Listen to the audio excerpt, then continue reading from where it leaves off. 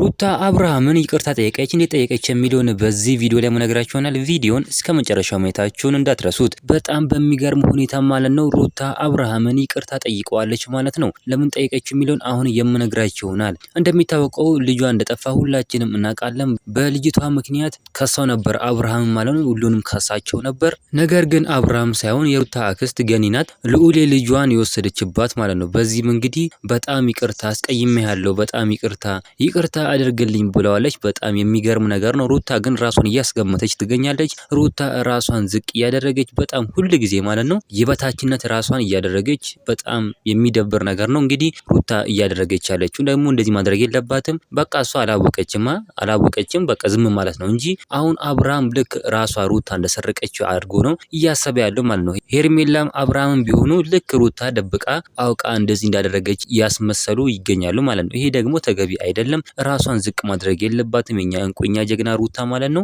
አብርሃም ግን ራሱን ከፍ ያደረገ ይገኛል በዚህ ሰዓት ላይ። ሩታ ግን እየለመነችው ትገኛለች። እሱም መለመን የለባትም፣ ይቅርታ ራሱ መጠየቅ የለባትም። እሷም እኮ አታውቅም፣ ገኒ ናት የወሰደችው እንጂ እሷ ምንም የምታውቀው ራሱ ነገር የለም ማለት ነው። በጣም የሚገርም ነገር ነው። እናንተ ምን ትላላችሁ? ሀሳብ አስተያየታችሁን ኮሜንት ላይ ማስቀመጥ እንዳረሱ፣ ቪዲዮ ላይክ ቻናሉ ሰብስክራይብ ማድረግ እንዳረሱ። በሌላ ቪዲዮ እስከምንገናኝ በያላችሁበት የዓለም ዳርቻ ሰላማችሁ ብዝት ይበልልኝ። ደህና ሁኑልኝ።